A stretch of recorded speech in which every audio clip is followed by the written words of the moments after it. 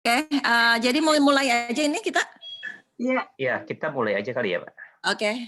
A'udzubillahi minasyaitonirrajim. Bismillahirrahmanirrahim. Assalamualaikum warahmatullahi wabarakatuh. Waalaikumsalam warahmatullahi wabarakatuh. Waalaikumsalam warahmatullahi wabarakatuh. Terima kasih atas kehadiran teman-teman jamaah semua ya, dan juga ustazah kita dari Indonesia yang turut join. Dan kebetulan malam ini insya Allah akan diisi oleh Pak Firdaus ya, karena Mbak Ika-nya sedang sedang halangan. Insya Allah mudah-mudahan kita dapat mengambil pelajaran yang baik untuk kita semua, dan juga untuk kita bagikan juga nanti ya, insya Allah ke yang lain, ke anak-anak kita, ke teman-teman dan semuanya. Jangan lupa doa untuk teman-teman dan saudara-saudara kita yang sedang sakit, yang kurang sehat atau yang baru saja meninggal dunia. Semoga Allah mengampuni segala dosa dan kesalahan mereka. Amin ya Allah ya Rabbal Alamin.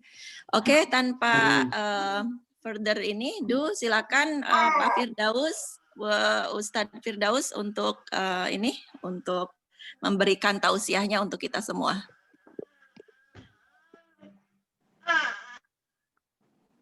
Baik, terima kasih. Bismillahirrahmanirrahim. Assalamualaikum warahmatullahi wabarakatuh. Waalaikumsalam warahmatullahi wabarakatuh. Rabbil alamin. Alhamdulillahilladzi hadana li hada wa ma kunna linahtadiya laula an hadana Allah. Asyhadu an la ilaha illallah wahdahu la syarika lah wa asyhadu anna Muhammadan abduhu wa rasuluhu la nabiyya ba'dah. Rabbi shrah li sadri wa yassir li amri wahlul 'uqdatam min lisani yafqahu qawli.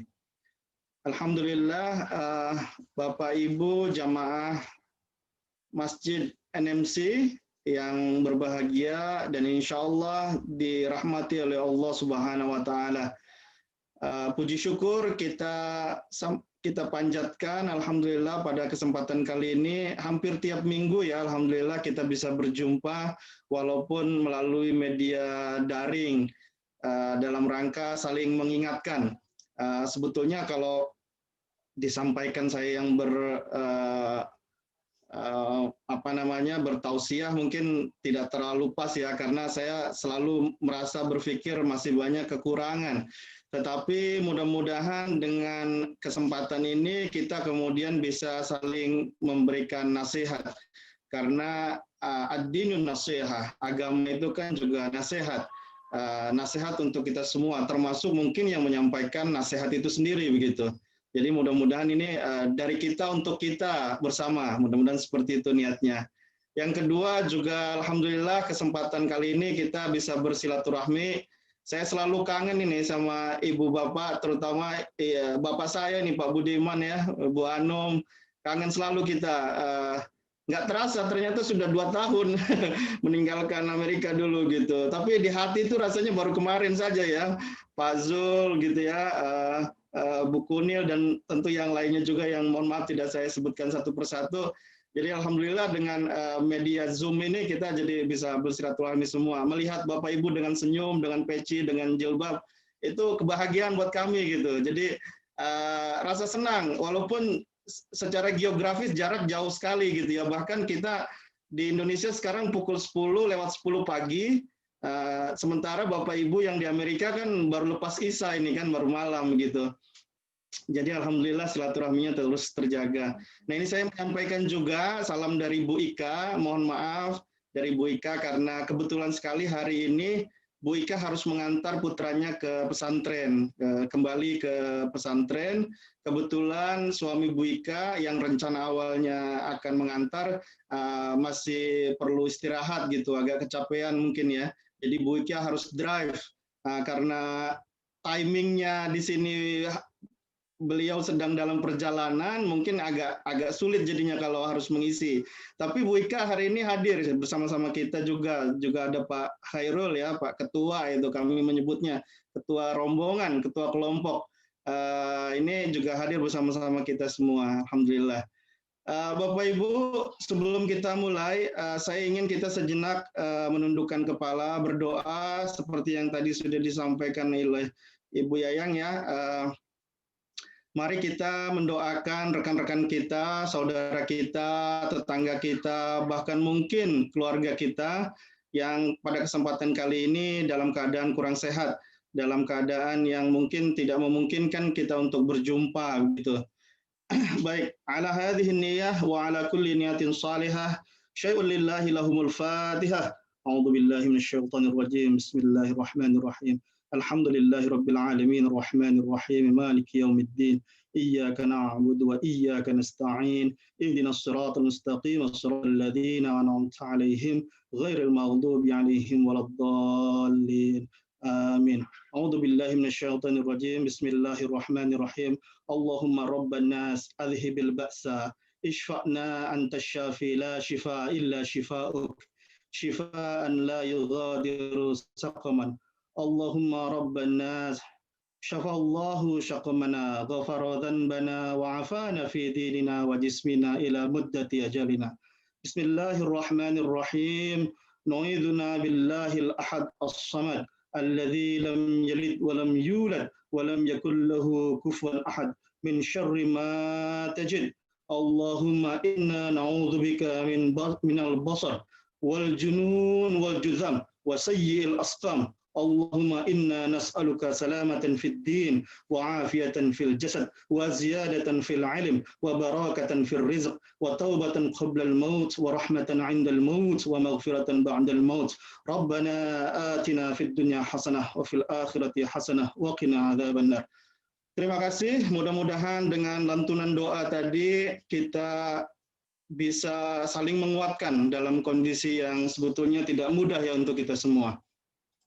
Bapak Ibu jamaah masjid NMC yang dirahmati oleh Allah, kedua saya ingin menyampaikan selamat atas dilantiknya presiden baru ya, Joe Biden, Joe Biden. Gitu ya. Jadi ramai kalau di Indonesia itu dulu, masya Allah katanya ada turunan dari Minangkabau. Ya, tapi itu joke-joke tentu saja. Tetapi pada prinsipnya tidak hanya yang berada di Amerika, tetapi juga di tempat-tempat yang lain mengucapkan syukur atas dilantiknya presiden baru dalam suasana yang kondusif ya, suasana yang kondusif. Dan juga Wakil Presiden Kamala Harris, mudah-mudahan kita berdoa dengan administrasi yang baru, ini hubungan kita sebagai Muslim dengan administration dari negara Amerika bertambah baik. Mudah-mudahan bertambah baik, mudah-mudahan memberikan banyak dampak yang positif. Beberapa waktu yang lalu kami juga mendengar berita selepas dilantik langsung beliau juga menandatangani beberapa keputusan penting ya, yang salah satunya mudah-mudahan itu juga suatu simbol atau berita baik untuk kita secara umum sebagai bagian dari komunitas Muslim, baik yang tinggal di Amerika maupun yang tinggal di luar Amerika. Karena pada hakikatnya kita saling terkait. Sudah berada pada masa yang disebut sebagai globalized world ya, relatif di mana saja sebetulnya kita terkait gitu. Jadi tentu satu hal terjadi di satu tempat itu ada juga koneksinya, ada juga kaitannya dengan tempat yang lain. Karena itu sebagai Muslim kita berhusnuzon, kita berdoa, kita berharap mudah-mudahan dengan dilantiknya presiden yang baru, hubungan dengan kita sebagai sesama Muslim ya juga ada sisi yang lebih positif. Amin ya rabbal alamin. Baik, jamaah Masjid NMC yang berbahagia, hari ini saya ingin mengangkat tema yang mungkin sudah cukup banyak ya kita bahas gitu, yaitu terkait dengan bagaimana sikap kita terhadap pandemi COVID-19 ini. Saya masih ingat dulu awal-awal kita diberitakan tentang pandemi ini. Kalau kami di Indonesia itu sekitar bulan Maret ya tahun 2020. Itu banyak yang shock, banyak yang juga menyepelekan, banyak yang juga kebingungan karena kita belum mengetahui apa sih sebetulnya pandemi ini. Banyak yang berpikir ini hanya flu biasa, tapi juga banyak yang kemudian melihat korban dan seterusnya. Jadi masa-masa itu mungkin masa-masa yang sangat membingungkan. Belakangan kita kemudian bertransformasi, berpikir untuk mencari kemaslahatan gitu ya. Ada yang sudah mulai bisa menerima keadaan bahwa memang kita mau tidak mau secara global berada dalam pandemi COVID-19 ini. Namun tentu berharap juga kita selanjutnya bisa tidak hanya menerima tetapi kemudian berprogres lagi, apa yang bisa kita kontribusikan gitu, apa yang bisa kita berikan kepada rekan-rekan kita semuanya gitu. Jadi kita kemudian melejit lebih baik lagi menjadi umat Islam yang memberikan kontribusi secara positif. Nah, dalam kerangka itulah mungkin relevansi dari kajian kita, diskusi kita pada malam hari ini terkait dengan bagaimana mencari hikmah di tengah wabah begitu ya. Apakah wabah yang sedemikian memporak-porandakan sendi-sendi kehidupan bermasyarakat kita ternyata masih menyisakan sebuah hikmah yang tidak pernah kita duga sebelumnya gitu. Nah, dengan harapan itu, maka kita kemudian menjaga husnuzon kita kepada Allah akan takdir yang telah diberikan dan tetap kemudian memberikan kontribusi yang positif sebagai bagian dari komunitas Muslim, komunitas yang bisa memberikan kontribusi yang positif begitu. Nah, untuk itu mungkin diawali dengan identifikasi dulu. Sebetulnya wabah itu hukuman atau bukan ya? Ini dianggap sebagai sebuah hukuman yang datang untuk kita semua atau seperti apa gitu. Nah, ini banyak diskusinya ya, banyak diskusinya. Saya ingin menyampaikan beberapa penjelasan di dalam Al-Qur'an bagaimana kita memandang wabah ini secara umum gitu. A'udzubillahi minasyaitonirrajim. Bismillahirrahmanirrahim. فَأَرْسَلْنَا عَلَيْهِمُ الطَّوفَانَ وَالْجَرَادَ وَالْقُمَّلَ وَالضَّفَادِعَ وَالدَّمَ آيَاتًا مُفَصَّلَاتٍ فَاسْتَكْبَرُوا وَكَانُوا قَوْمًا مُجْرِمِينَ. Ini adalah firman Allah di dalam Quran surat Al-A'raf ayat 133. Terjemahnya kurang lebih, maka kami kirimkan kepada mereka taufan. Taufan ini kan sebetulnya sudah digunakan juga dalam bahasa Indonesia ya. Topan maksudnya angin topan itu angin yang mendatangkan banyak kerusakan dan seterusnya. Lalu belalang, kutu, katak dan darah sebagai bukti yang jelas. Tetapi mereka tetap menyombongkan diri dan mereka adalah kaum yang berdosa. Nah, ada konteks di dalam ayat ini. Ada asbabun nuzul yang terkait dengan ayat ini. Yaitu sebetulnya adalah ayat yang bercerita tentang pengikut Fir'aun. Jadi kalau kita kemudian menganalisa ayat ini, maka topan, gitu ya, belalang, kutu dan seterusnya yang kita anggap itu sebagai pandemik juga, wabah juga, gitu ya, dalam versi yang klasik mungkin, itu adalah hukuman betul, tetapi untuk kaum yang non-Muslim, gitu. Jadi betul wabah bisa dilihat sebagai sebuah hukuman, tetapi wabah menjadi hukuman kepada kaum non-Muslim. Contohnya yang ada di dalam Al-Quran adalah wabah yang diberikan oleh Allah karena masyarakat pengikut Fir'aun itu tidak mau dengar gitu nasihat-nasihat, terus-terusan dikasih nasihat, tidak mau dengar. Jadi akhirnya kemudian ada wabah dalam bentuk yang tadi sudah disebutkan gitu.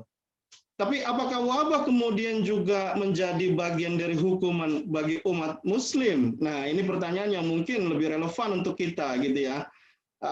Banyak yang berpikir bahwa wah ini wabah ini banyak dosa kita, gitu kan, banyak meninggalkan agama kita dan seterusnya, gitu ya.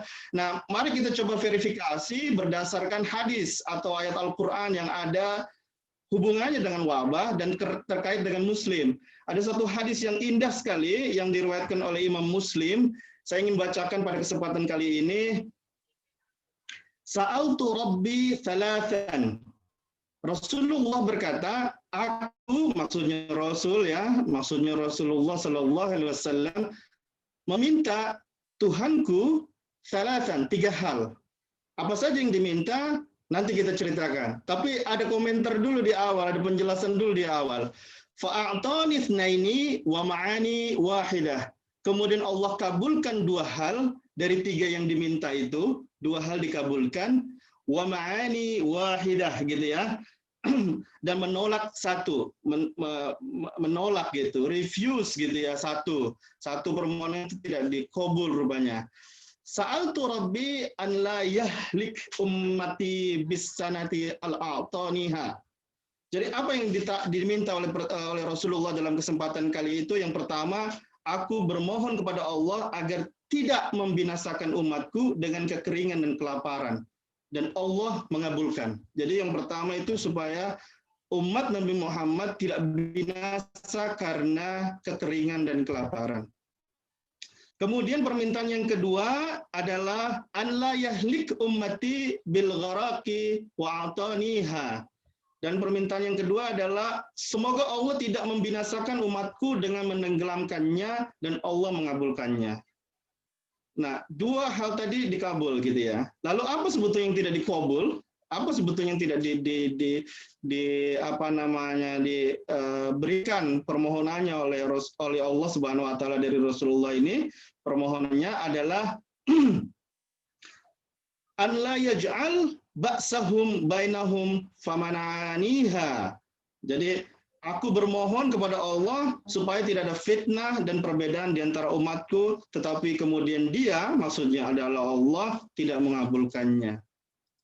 Jadi itu adalah indikasi bahwa banyak sekali permasalahan-permasalahan yang ada di dunia, yang itu kemudian bisa sangat berpengaruh terhadap ekosistem dan bisa sangat berpengaruh terhadap sendi-sendi sosial. Tetapi kemudian Rasulullah ketika meminta untuk to spare my community gitu kan, umatnya gitu, Allah kabulkan itu. Jadi kita tidak binasa gara-gara kekeringan, kelaparan gitu ya, tidak binasa karena kita ada banjir dan seterusnya gitu ya. Secara umum maksudnya, bukan satu persatu. Tentu ada satu dan dua, tetapi in general gitu, tidak hilang seperti hilangnya kaum-kaum yang sudah disebutkan di dalam Al-Quran gitu ya, karena bumi dibalik dan seterusnya begitu. Tetapi ada satu hal yang kemudian ternyata tidak dikabul, yaitu adalah perbedaan di dalam umat. Fitnah dan perbedaan di dalam umat. Nah, itu tetap menjadi tantangan kita semua. Jadi minimal ini ada satu indikator bahwa pertama umat Nabi Muhammad tidak dihukum dengan hal-hal yang sifatnya kebencanaan seperti tadi. Kemudian kita juga sering sekali membaca di dalam Al-Quran gitu, banyak sekali ungkapan-ungkapan yang menunjukkan bahwa Allah tidak akan membebani umat Nabi Muhammad ini dengan sesuatu yang melebihi kemampuannya gitu. Nah, karena itulah maka para ulama berpendapat bahwa wabah ini bukan merupakan hukuman untuk umat Nabi Muhammad, ya. Bahwa ini pengingat bahwa ini ada yang kemudian meninggal dan seterusnya tentu, tetapi bukan dimaksudkan seperti menghilangkan umat Nabi Muhammad seperti hilangnya umat-umat yang pernah ada dan disebutkan kisahnya di dalam Al-Quran gitu. Karena itu kita harus tetap menjaga husnuzon kita. Mudah-mudahan kita termasuk kelompok orang-orang yang diselamatkan gitu, diselamatkan dari wabah ini. Tentu selain doa yang tadi kita panjatkan bersama-sama, kita juga harus melengkapi dengan usaha-usaha yang konkret gitu ya. Nah, lalu kalau misalnya itu tidak dianggap sebagai hukuman, lalu kita sebagai Muslim bagaimana bersikapnya? Nah, gitu kan? Nah, yang pertama tentu kita diminta untuk bersabar. Karena dengan adanya bencana ini kita betul-betul diuji dengan kesabaran yang tanpa batas gitu. Jadi seringkali mungkin kita dulu merasakan sakit gitu ya, ada flu, pilek, ya seminggu, 3 hari sembuh, alhamdulillah. Besoknya sudah bisa jalan-jalan lagi, sudah bisa pergi makan di luar, sudah bisa bekerja, sudah bisa sekolah dan seterusnya. Kali ini kita kurang lebih sudah 1 tahun begitu ya. Jadi mungkin inilah salah satu praktik dari apa yang disampaikan dalam firman Allah, Quran Surat Az-Zumar ayat 10, yang berkaitan dengan sabar. Innama yuwaffas sabiruna ajrahum bighairi hisab. Sesungguhnya hanya orang-orang yang bersabarlah yang dicukupkan pahala mereka tanpa batas. Karena kita berusaha untuk sabar tanpa batas, kalau rekan-rekan anak-anak yang sekarang kecil-kecil itu suka bilangnya infinite gitu, infinite dari mana ini gitu ya. Jadi kesabaran tanpa batas itu insya Allah mudah-mudahan juga kemudian mendatangkan ganjaran pahala yang tanpa batas gitu.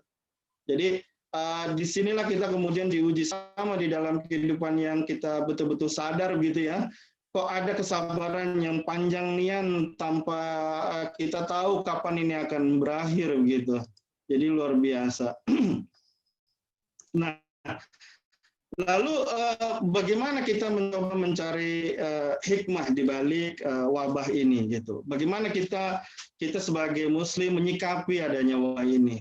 Pertama yang ingin kami sampaikan, mudah-mudahan kita bisa saling mengingatkan dalam kondisi yang tidak mudah ini adalah tetap menjaga prasangka baik kepada Allah Subhanahu wa taala. Bahwa pasti ada takdir, tentu di situ ada makna, tentu di situ ada hikmah yang berjalan di balik dari ketentuan-ketentuan yang Allah telah berikan begitu. Dan ini sangat penting, menjaga bagaimana kita berhusnuzon kepada Allah itu menjadi sangat penting karena dia terkait dengan akidah. Nah, kalau akidah kita porak-poranda gara-gara kita kemudian tidak siap menerima cobaan dalam bentuk kesabaran seperti ini, maka kita sebetulnya sedang mempertaruhkan sesuatu yang sangat fundamental, yaitu akidah gitu ya. Jadi ada satu hadis yang sering digunakan oleh kalangan sufi, tetapi juga menurut saya relevan untuk kita telah bersama, yang berbunyi ana inda dhanni abdi. Aku maksudnya adalah Allah, maksudnya adalah Tuhan pemilik alam semesta, inda dhanni abdi. Bagaimana diriku itu seperti diprasangkakan oleh hambaku gitu. Ana inda dhanni abdi bi falyadhun bi ma syaa. Maka hendaklah dia, maksudnya hamba itu berprasangka seperti apa yang dia harapkan gitu. Jadi di dalam hadis itu Allah memberikan kesempatan kita secara demokratis gitu ya untuk memberikan sisi positif yang terbaik. Kalau kita berpikir bahwa pandemi kali ini ada hikmah yang terbaik, insya Allah kita akan ketemu. Tapi kalau kita berpikir ini adalah sesuatu yang negatif, maka yang ketemu juga negatif begitu. Jadi ada istilah kan, saya lupa itu istilah bahasa Inggrisnya, tapi sering disebut-sebut gitu ya, karena suka kadang-kadang ada yang pergi ke luar negeri dan kemudian dia bercerita tentang banyak hal, tapi rekannya yang lain bercerita kok nggak ketemu yang ini gitu, atau apakah ketemu yang itu gitu. Maka kita suka bilang, ya kita pergi itu kita akan lihat sesuai dengan apa yang kita inginkan kan gitu ya. Kita akan pergi ke Amerika, tapi kalau kita cari komunitas Muslim yang baik, yang istiqomah seperti jamaah NMC ini, kita akan ketemu gitu. Kita akan ketemu masjid, kita akan sholat bersama, kita akan ngaji bareng. Tapi kalau kita pergi ke California, kita cari tempat-tempat yang berbeda, nah kita akan ketemu juga kan begitu ya. Sama juga kita pergi ke Mekah atau ke Mesir atau ke mana lagi yang lain, Turki dan seterusnya, juga akan ketemu seperti apa yang kita cari begitu. Ada itu istilahnya, saya kira Bu Anum nanti bisa mengingatkan saya lupa itu istilah bahasa Inggrisnya itu ya. Nah, jadi ini pun seperti itu. Ana inda dhanni abdi bi. Jadi Allah berfirman, aku itu sesuai dengan prasangka hambaku. Kalau hambanya nanti berpikir positif, insya Allah itu yang akan ketemu. Insya Allah itu yang akan didapatkan begitu. Tetapi kalau berpikirnya negatif, lah jangan-jangan nanti itu yang akan didapatkan begitu. Kan itu jadi repot kan. Jadi the choice is yours, the choice is ours. Jadi kita juga memiliki pilihan yang berkonsekuensi tentunya. Nah, yang berikutnya tentu kita harus menjaga optimisme gitu kan. Di dalam Islam dikatakan bahwa segala sesuatu itu ada obatnya, penyakit itu ada obatnya. Mungkin butuh waktu, mungkin obat tersebut tepat untuk satu orang, tidak untuk yang lain. Tetapi tentu melalui proses itu tentu ada obatnya. Tetapi ada hal yang tidak ada obatnya, yaitu menjadi tua kan begitu ya. Dalam hadis dikatakan seperti itu misalnya. Nah yang ketiga, yang penting juga untuk kita telaah hikmahnya pada kesempatan kali ini, saya mencoba untuk tidak terlalu lama, nanti mudah-mudahan kita bisa berdiskusi ya, yaitu kita tetap harus menghindari wabah ini, gitu, menghindari wabah ini. Nah, menghindari ini dua hal yang ingin saya sharing pada kesempatan kali ini. Pertama, kita jangan mendekati tempat yang sudah jelas, pasti di situ akan menimbulkan efek wabah, gitu ya. Maka kemudian kan pemerintah di berbagai tempat menginstruksikan tidak boleh ada kumpul-kumpul. Ini berbeda-beda nih. Di Amerika saya kira mungkin gambaran juga berbeda. Di Indonesia kantor itu separuh kapasitas, biasanya 50% dari kapasitas, gitu ya. Maksimal begitu. Kemudian pertemuan-pertemuan yang tidak urgent juga dilarang, mall dibatasi begitu. Di Australia saya lihat ada hitungan angka seperti misalnya 5 maksimal atau 10 maksimal perkumpulan begitu dan seterusnya. Nah, ini adalah bagian dari ijtihad kita untuk menghindari lokasi yang memang di situ bisa memungkinkan adanya wabah. Seperti apa yang sudah disampaikan oleh Rasulullah, wa firra minal majdumi kama tafirru minal asad, dan larilah engkau dari penyakit ya. Pada waktu itu wabahnya adalah penyakit lepra pada masa itu. Tetapi kan ini identik dengan apa yang terjadi kita sekarang misalnya COVID-19 ini gitu ya. Lari sebagaimana engkau lari dari kejaran singa. Nah, kalau sudah dikejar singa, kira-kira kita mau gimana? Masih mikir nggak, aduh peci ketinggalan begitu ya, atau misalnya selendang ketinggalan atau yang lain ketinggalan, tentu sudah tidak lagi berpikir gitu. Nah mungkin seperti itu, tentu tidak bermaksud untuk paranoid, tetapi kita perlu konsisten untuk menghindari. Yang kedua adalah kita berdiam diri dalam rangka menjaga diri kita dan keluarga kita seoptimal mungkin, kecuali itu memang tidak bisa dihindari, supaya tidak terkontaminasi juga. Nah ini ternyata sudah ada juga di masa Rasul, penjelasannya gitu. Saya ingin membacakan sebuah hadis yang diriwayatkan oleh Imam Al-Bukhari dan Muslim, dan ini saya kira bagus sekali ya hadisnya untuk kita renungkan bersama. At-ta'un ayatul rizmi. Ta'un atau penyakit yang menyebar seperti wabah itu ayatul rizmi, peringatan dari Allah. Gitu. Ibtalallah azza wa jal bihi, gitu ya. Fungsinya apa? Fungsinya untuk menguji hamba-hamba Allah itu. Nasan min ibadihi. Jadi menguji seorang dari hamba-hambanya.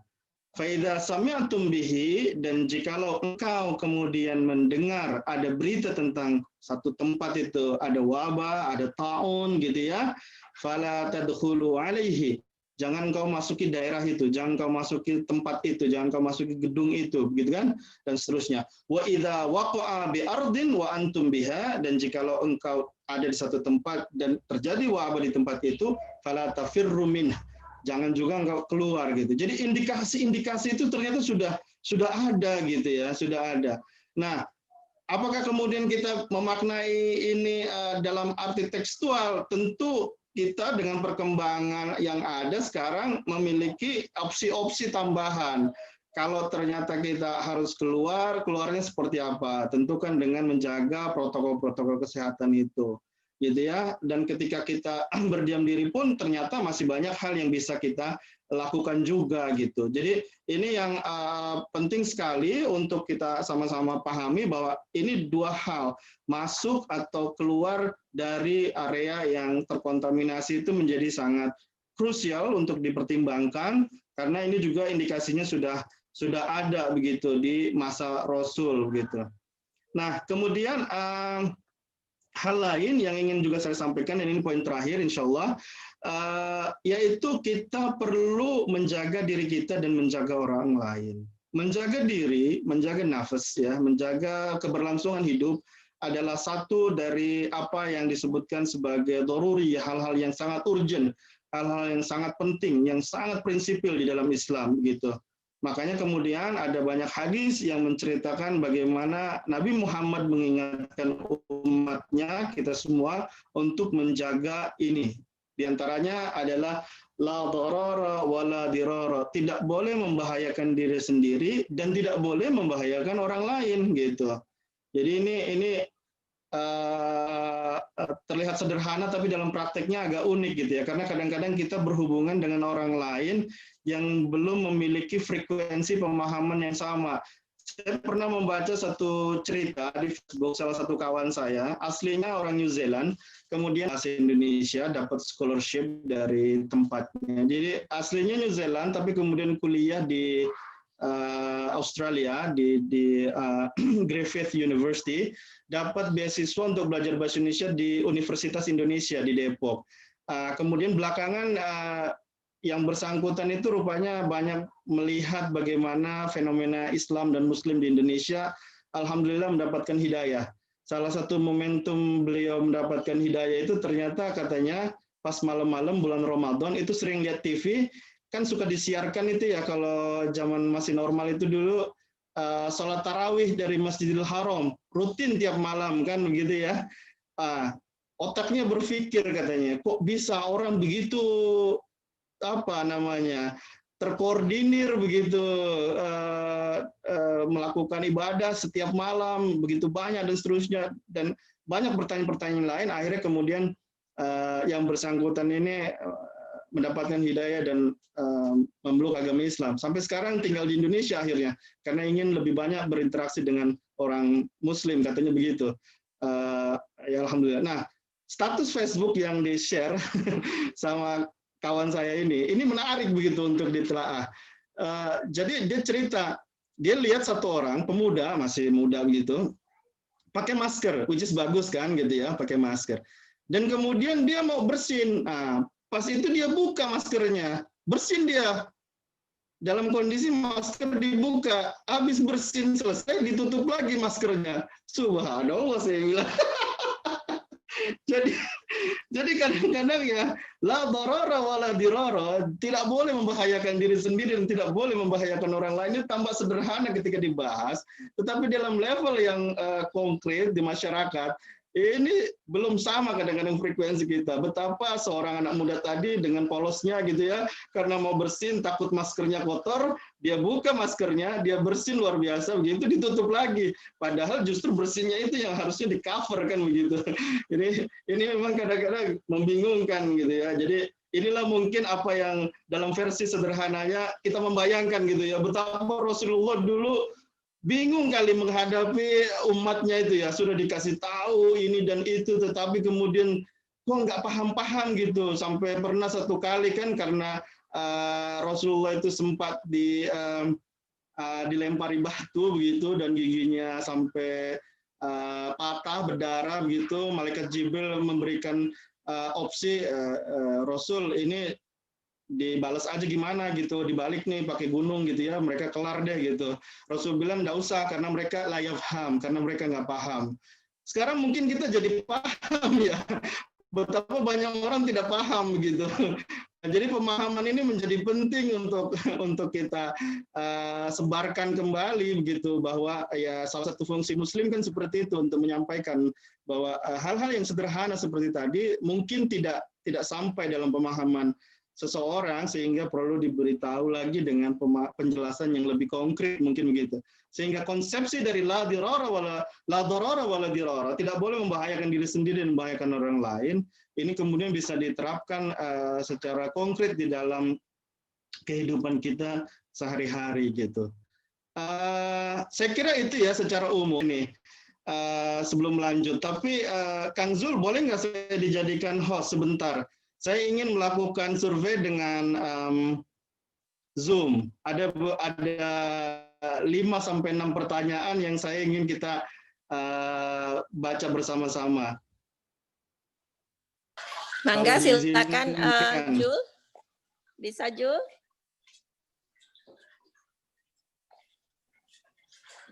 Halo, Ibu. Ya. Karena fitur jadi host ya, kalau nggak salah begitu ya. Jadi co-host ya, betul. Oh, oke ya, ntar ya saya ini dulu. Oh ya, ya kita coba mudah-mudahan bisa. Nah, supaya yang di sana juga lebih ceria ini, karena sudah malam ya. Mohon maaf kalau terlalu panjang ini. Saya bikin hostnya aja ya, gimana? Mangga. Nanti saya pinjam sebentar, saya kembalikan lagi. Oke, ntar saya bikin host aja deh.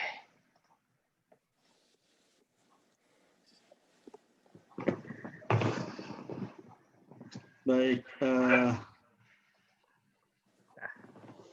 Oke, saya coba lihat apakah fiturnya muncul.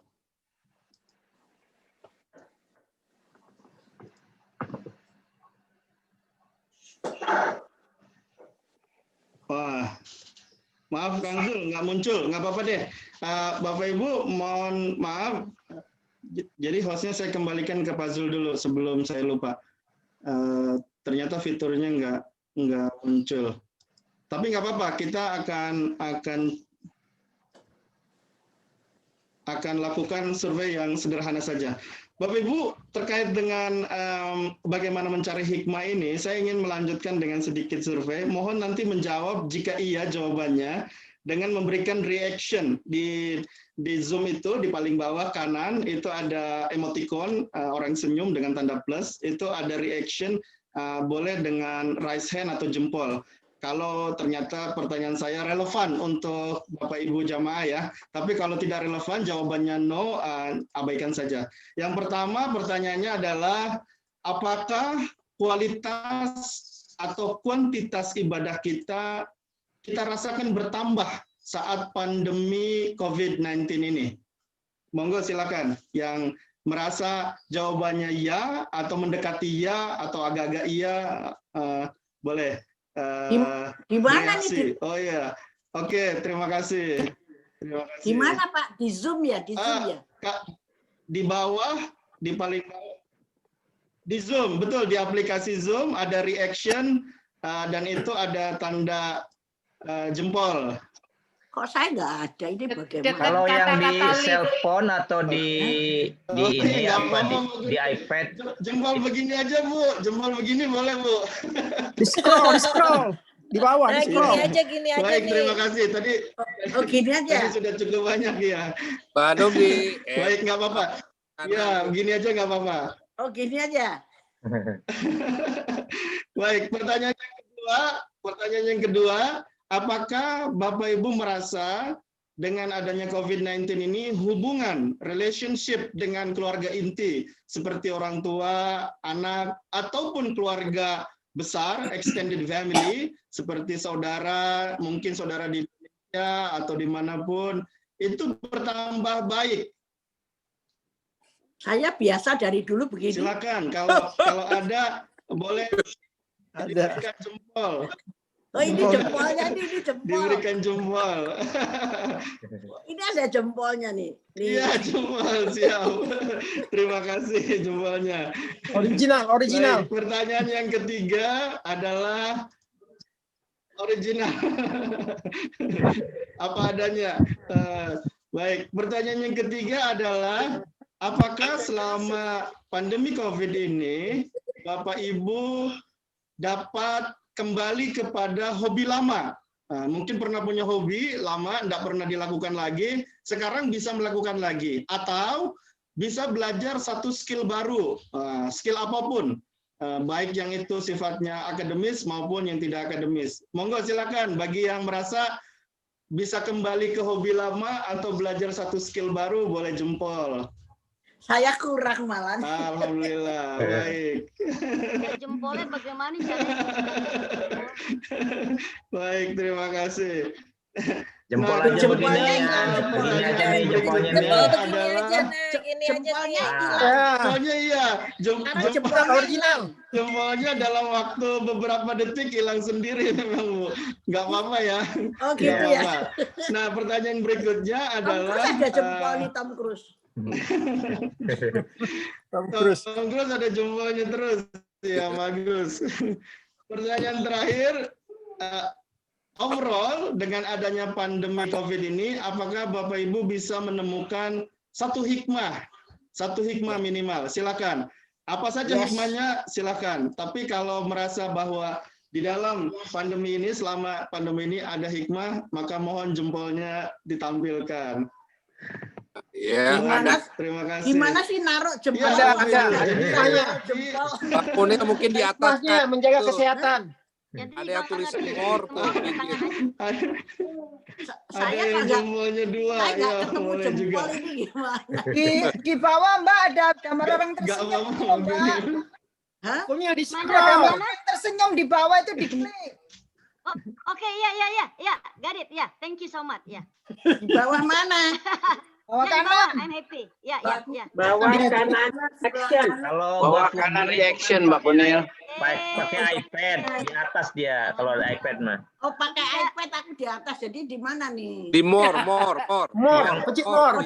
Oh, oh, oke. Oh iya ya. Sudah. Ya, ya. Kunil. Ore. Ore. Bukan di bawah nasi goreng itu. Ustadz Firdaus tuh, itu hikmahnya tuh Mbak Kunil sekarang tahu jempol tuh. Tadi nggak tahu ya. Oh iya. Oke. Betul. Betul. Jadi dapat hikmah ini. Ya, Terima kasih.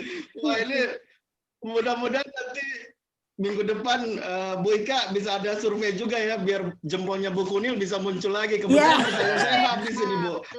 Ya, Minggu iya. depan jempol Mbak Kunil sama ini, sama Yanti, lontong Bang. sayur. Mau Tom Cruise. Tom Cruise. Nah, Bapak Ibu, saya lanjutkan sedikit sebelum ditutup. Jadi ternyata dari survei sederhana ini mengkonfirmasi dugaan kita bersama.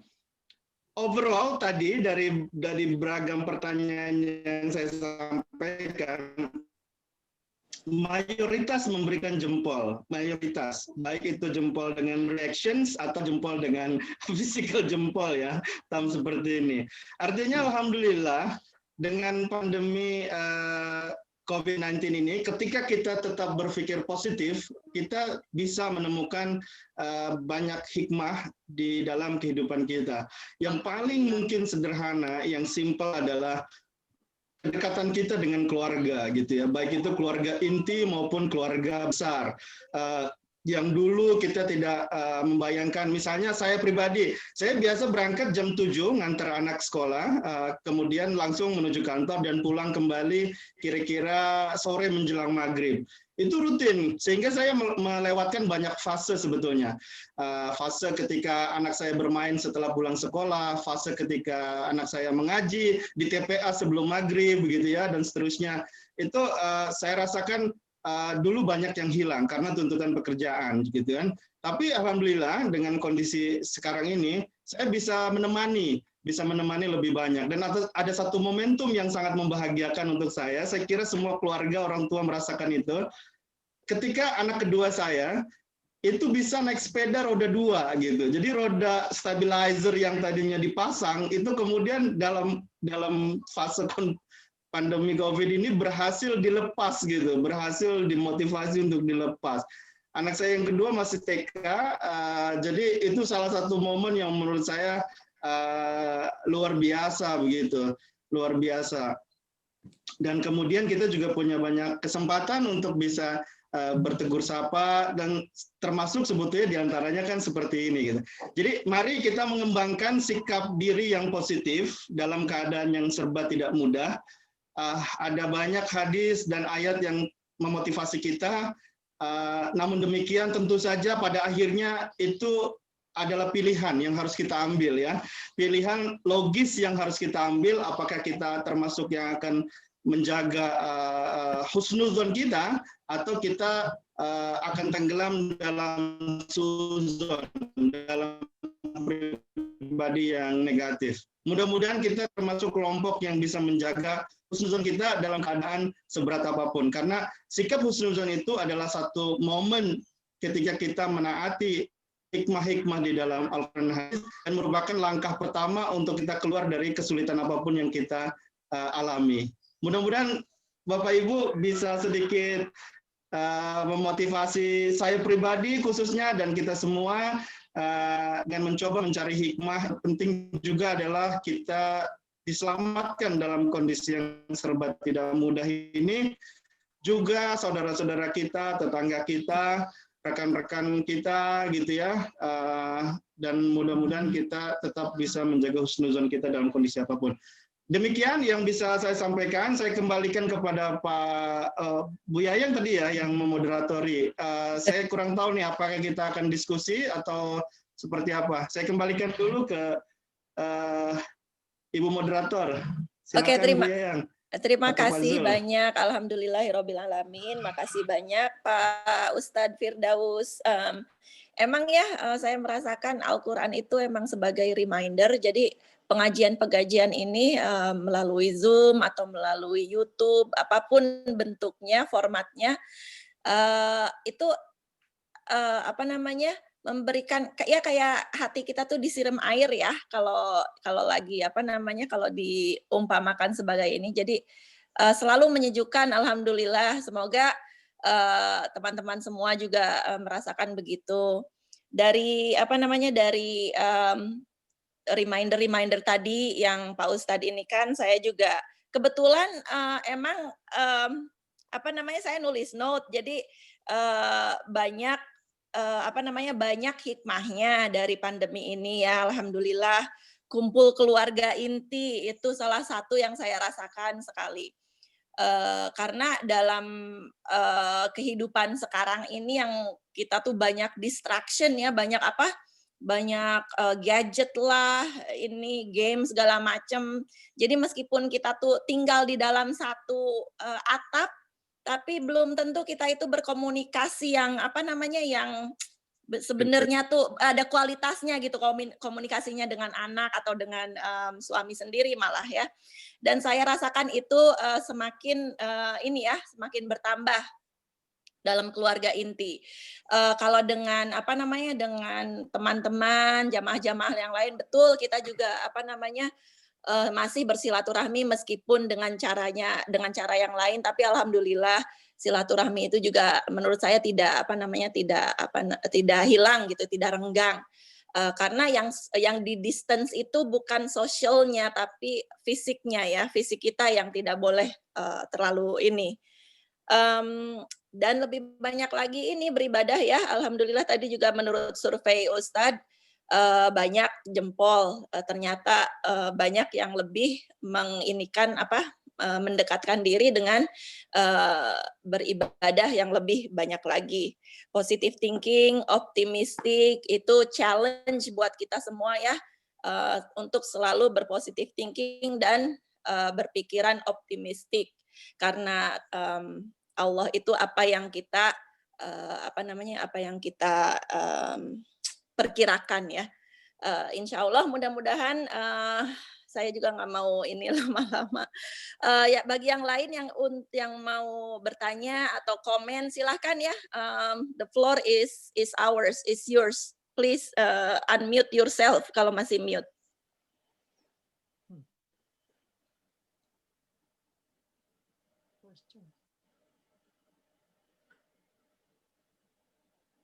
Nggak ada yang nanya nih. Halo? Ibu Rahma, Ibu Ita, Ibu Emi, siapa lagi?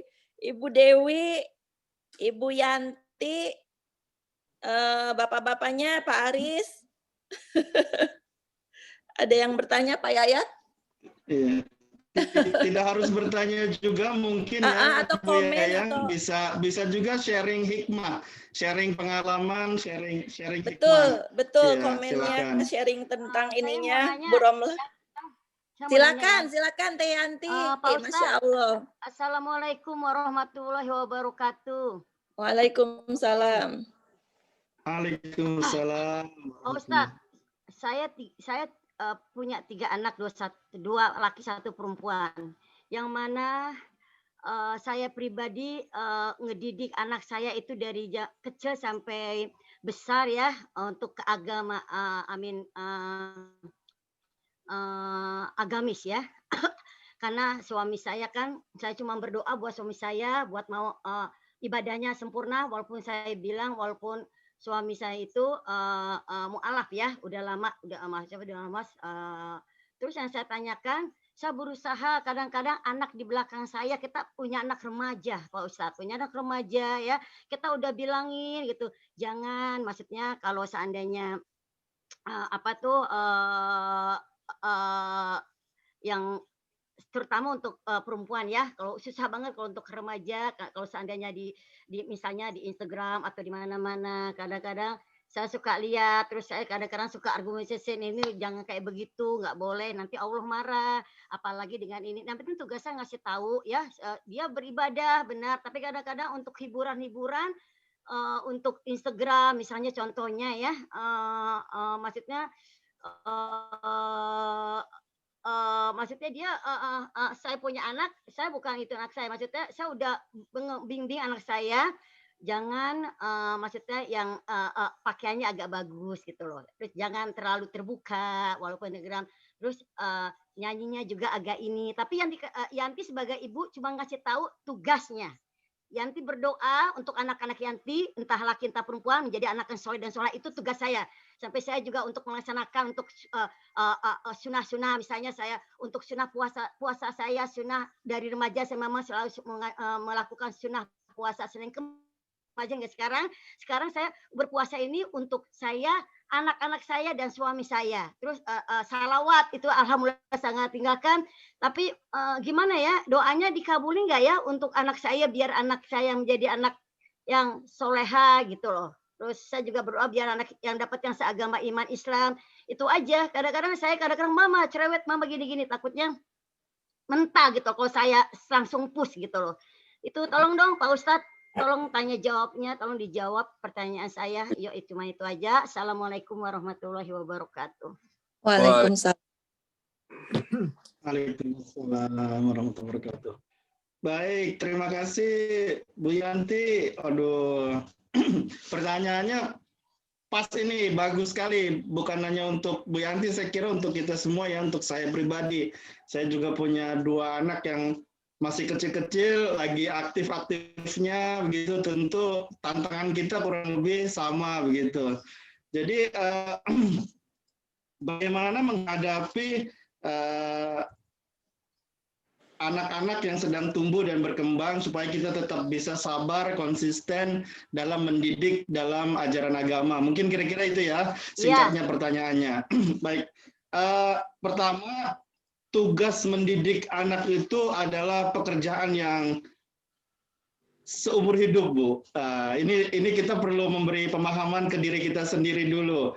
Jadi pertama, mendidik anak itu seumur hidup. Tidak hanya ketika yang bersangkutan sudah menjelang akil balik ya.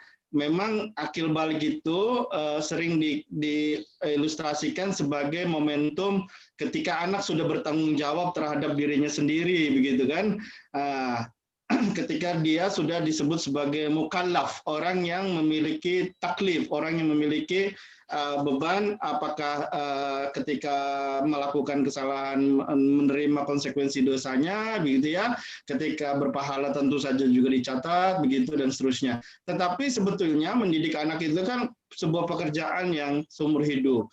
Karena kan tidak ada istilahnya anak setelah menikah tidak lagi jadi anak. Anak ketika sudah bekerja tidak lagi jadi anak. Anak ketika sudah punya keluarga sendiri, punya rumah sendiri tidak lagi jadi anak. Kan tidak ada. Anak ya tetap anak begitu. Karena itu kesadaran bahwa mendidik anak merupakan sebuah proses sepanjang hidup, saya kira penting untuk saya ingat kembali, kita ingat bersama kembali supaya kita punya pemahaman yang luas. Karena khawatirnya kita jadi berpikir, oh ini nanti kalau misalnya saya didik, saya pengennya sampai dia menikah, habis itu tanggung jawab dia dong, gitu. Enggak juga ya. Kita mudah-mudahan enggak seperti itu, gitu. Nah, yang kedua, dalam mendidik anak ada beberapa strategi. Tentu strategi itu sudah sering dibahas, diantaranya melalui bahasa-bahasa yang kalimah layyinah ya, bahasa-bahasa yang baik, bahasa-bahasa yang soft. Karena mendidik anak dengan pendekatan yang soft itu akan lebih bisa terasa, gitu. Akan lebih bisa terasa, akan lebih bisa diterima, gitu. Daripada mendidik dengan pendekatan-pendekatan yang keras, gitu. Karena kalau keras khawatirnya yang bersangkutan nanti yang ada justru adalah kebencian terhadap praktik beragaman. Kan kita tidak mau juga begitu gitu ya. Apakah boleh menghukum dalam batas-batas tertentu? Boleh. kalau dalam batas-batas tertentu. Tetapi tentu hukumannya harus hukuman yang mendidik, bukan hukuman fisik yang menyebabkan luka lara, bukan luka fisiknya mungkin ya, tapi justru luka hatinya itu yang kita khawatirkan begitu. Jadi tentu pendidikan harus disertai dengan konsekuensi hukuman, tapi hukuman yang edukatif, hukuman yang mendidik. Nah, yang ketiga, Bu Yanti, yang juga penting untuk kita ingat adalah kita memberikan contoh dan pembiasaan di rumah. Nah, ada satu tips yang ingin saya bagi di sini. Biasanya kita sebagai orang tua, itu kan kita yang menjadi leader. Kita yang mengupayakan semua. Misalnya, ketika kita menyarankan untuk puasa Senin Kemis, kita semua yang menyiapkan sahurnya, membangunkan, dan seterusnya gitu ya. Sampai kemudian ketika buka, mungkin Bu Yanti menyiapkan makanan khusus kan dalam rangka buka puasa begitu untuk menyenangkan hati anak, keluarga, dan yang lainnya. Nah itu benar, tidak salah. Tetapi zaman sekarang saya kira, apalagi terkait dengan anak-anak, ada satu langkah yang mungkin bisa ditempuh, yaitu dengan memberikan tanggung jawab. Jadi anak-anaknya justru yang diaktifkan. Supaya apa? Supaya merasakan adanya tanggung jawab. Menurut saya, anak-anak sekarang ketika diberikan tanggung jawab, dia berasa diapresiasi. Dia merasa diberikan kepercayaan. Dia bisa tersentuh dengan adanya kepercayaan-kepercayaan itu. Oh, berarti my mother counts on me gitu kan. Saya bisa berperan gitu kan. Saya bisa melakukan sesuatu gitu kan. Nah, mudah-mudahan dengan kepercayaan itu, maka kemudian anak-anak bisa lebih meresapi apa yang ingin kita biasakan di rumah kita masing-masing. Jadi kita berbagi insya Allah ya Bapak Ibu dalam hal pembiasaan, dalam hal pembentukan budaya gitu, baik di rumah maupun di tempat yang lain, sehingga kita tidak menjadi one man show, hanya satu orang yang kemudian dari A sampai Z kita lakukan semua, tapi orang yang lain mungkin tidak merasa mencoba memberikan tanggung jawab tadi, tentu mungkin tetap disupervisi. Itu saya kira akan memberikan sebuah sentuhan yang lebih bisa terasa. Contoh yang sederhana, ketika kita Ramadan, mau tarawih, kita tugaskan salah satu anak kita untuk misalnya membuat tempat sholat, ya, menyiapkan tempat sholat gitu. Kemudian ada yang berqomat, iqomah. Ada yang nanti yang anak yang lain doa. Nanti anak yang lain lagi apalagi begitu. Sehingga dia merasa dengan begitu ada kepercayaan yang diberikan oleh orang tuanya dan dia bisa meresapi itu. Mungkin itu diantara ya Bu Yanti ya, tapi memang ini luar biasa, kesabaran tanpa batas. Mendidik anak merupakan sebuah momentum kita untuk berlatih juga. Nah, mungkin dengan pembagian tanggung jawab tadi, mudah-mudahan bisa lebih tersentuh hatinya. Demikian Bu. Mungkin ada yang ingin menambahkan, silakan. Atau ada yang bertanya lagi. Alhamdulillah. Gimana Teh Yanti jawabannya? Iya, jawabannya ya terima kasih. Tapi saya sendiri ini saya semua yang itu yang merangkum. Karena kan saya juga ngedidik suami saya juga untuk maksudnya mendidik agama Islam yang bagus gitu loh, untuk doain biar suami saya mau melakukan sholat 5 waktu gitu. Sholatnya juga bisa dibilang ya, karena kan suami saya dari keluarga Kristen ya. Jadinya jadi itu aja kan, kalau kalian kan enak suaminya pada Islam ya kan, Indonesia gitu loh. Saya pribadi jadi saya semua ngerangkul semuanya gitu. Begitupun saya juga, adik-adik saya juga saya suka nasihatnya, adik-adik saya suaminya pada mualaf, alhamdulillah saya mau masukin Islam. Itu adik-adik saya dua saya masukin Islam, tapi lebih bagus itu adik saya yang satu lagi sholatnya, suaminya. Jadi suami saya sholatnya itu saya berdoa setiap mau subuh atau Hani sholat, saya bilang tapi iya tapi tidak dilaksanakan. Itu kadang-kadang yang saya suka sedih aja, itu aja yang saya suka sedih gitu loh. Jadi saya kepengen gitu suami juga kayak semua kalian suaminya pada beribadah, itu aja yang saya tanyakan. Jadi untuk didik anak saya, karena suami saya kan kadang-kadang suka kalau saya bilang, "Hani itu anaknya suruh sholat." Iya, sholat. Tapi Mama kok dia sholatnya jarang kayak gitu. Jadi kadang-kadang ya udah kamu doain aja biar Dedi bisa sholat karena kamu anak-anak yang sholat bisa doain. Tapi itu aja yang saya ituin, yang saya suka sedihkan gitu loh. Itu aja Pak Ustadz. Ya insya Allah ya Teh Yanti, dari Yayang, Teh Yanti jangan give up. Teh Yanti ingat Allah itu maha pemberi ya, semuanya itu dari Allah. Jadi kan tadi Pak Ustadz juga bilang terus positive thinking, terus optimistik, pokoknya jangan aja give up. Apalagi kalau kita menganggap anak-anak kita, keluarga kita, suami kita semuanya ya, itu sebagai aset ya, maksud saya itu sebagai ini buat kita semua pingin gitu kumpul bersama mereka di Jannah Al-Firdaus semuanya. Itu kan ini kita ya. Jadi jangan mudah give up, jangan mudah kalau sedih nggak apa-apa, bagus itu memacu kita. Sedih juga sih, maksudnya kepengen suami saya. Iya nggak apa-apa, itu namanya juga kita manusia Teh Yanti. Tapi menurut Yayang Teh Yanti puasa Senin Kemisnya rajin, udah gitu sering ngingetin anak-anak. Yayang tahu Teh Yanti ngeiniin ke anak-anak Teh Yanti tuh ini banget gitu. Terus aja jangan lupa doanya. Mungkin tahajudnya diinikan ya, mungkin ya, ini saya mah cuma ngomong-ngomong aja, mungkin emang gampang untuk ngomong ya. Tapi mungkin itu ladang buat Teh Yanti untuk lebih tekun lagi berdoa sama Allah gitu. Karena yang memberikan hidayah itu Allah, kita itu cuma bisa berusaha ya. Nah itu ikhtiar kita itu lewat doa, lewat yang tadi Pak Ustadz bilang, lewat contoh-contoh yang bisa kita berikan buat mereka. Dan mungkin kalau untuk ke anak-anak, di samping kita tuh mesti lebih sabar, jangan kalau menurut saya supaya mereka tuh lebih tertarik gitu ya sama agama ya, sama lebih tertarik untuk menginikan spiritual mereka.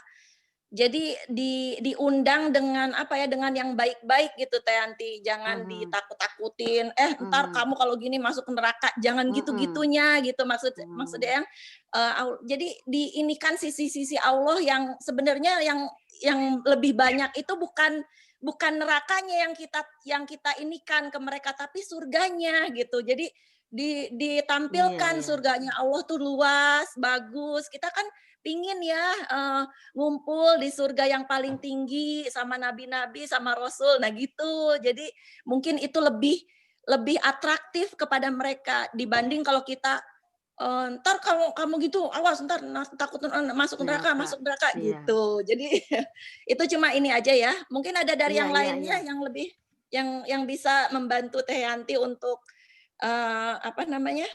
lebih semangat lagi. Silakan. Ya, Yanti Yayang. Mbak silakan Mbak Yanti. Iya. Assalamualaikum semuanya. Waalaikumsalam warahmatullahi wabarakatuh. Yanti, ini Yanti. Iya. Yanti nggak sendirian. Yanti Jo juga sama kondisinya dengan Yanti Walter, jadi nggak sendirian. Yang jelas sekarang kita harus punya keyakinan apa yang kita lakukan itu demi kebaikan bersama. Insya Allah entah kapan itu datangnya kita nggak tahu. Yang jelas kita tetap harus usaha. Harus tetap berdoa, itu yang Yanti kerjain setiap sholat, minta dibukakan hidayahnya untuk suami. Suami Yanti masih lumayan, kalau suami Yanti masih jauh, hanya puasa aja yang dijalanin. Kalau untuk sholat tuh masih kurang, bisa dibilang sama sekali enggak. Dan Yanti pun juga ini sekedar sharing aja ya. Yanti sendiri juga ada permasalahan dari pihak keluarganya dia. Kebetulan adiknya dia Kristen yang rajin lah ya. Jadi seringkali adiknya pun ikut kasih ceramah ke dia dari segi Kristianitinya gitu kan. Sampai suatu saat dia tanya sama Yanti, antara Kristen dan Islam kan. Ya dengan keterbatasan Islam Yanti sendiri, yang Yanti sendiri masih banyak belajar ya. Jadi suatu saat Yanti bilang bahwa di dalam Islam itu sendiri, kita mempercayai semua nabi-nabi, kita wajib mempercayai semua nabi-nabi, termasuk Yesus yang kita bilang sebagai nabi, Nabi Isa. Dan di dalam Islam itu sendiri kita ada beberapa kitab sebelum Al-Quran itu sendiri. Nah, sekarang yang saya tanyakan sama kamu, dalam hidup ini kita perlu kamus, perlu dictionary. Dictionary yang pertama keluar dari A sampai G. Yang kedua dari A sampai K, yang ketiga dan seterusnya, dan Al-Quran itu sendiri A sampai Z. Di dalam Kristen, kitab Kristen itu cuma nggak sampai Z, sementara di agama Islam itu kitabnya A sampai Z yang kita butuh di dalam hidup. Mana yang kamu mau pakai? Dan itu wajib kita mau punya, itu kita wajib. Dan dari situ akhirnya mulai terbuka dia. Jadi memang ada segala apapun cara yang kita bisa, kita harus sesuaikan dengan capability dari pola berpikir suami kita gitu loh Yanti. Jadi selama pendekatannya ke suami Yanti pasti beda dengan pendekatan Yanti sama suami Yanti. Tapi Yanti coba dengan cara itu ternyata dia terbuka gitu loh. Jadi adalah sedikit-sedikit tapi adalah step ke depannya itu. Insya Allah suatu saat entah kita akan menyaksikan atau tidak menyaksikan walau alam, tapi yang jelas kita harus tetap berusaha terus tanpa berhenti usaha gitu loh Yanti. Ya sama situasi kita. Jadi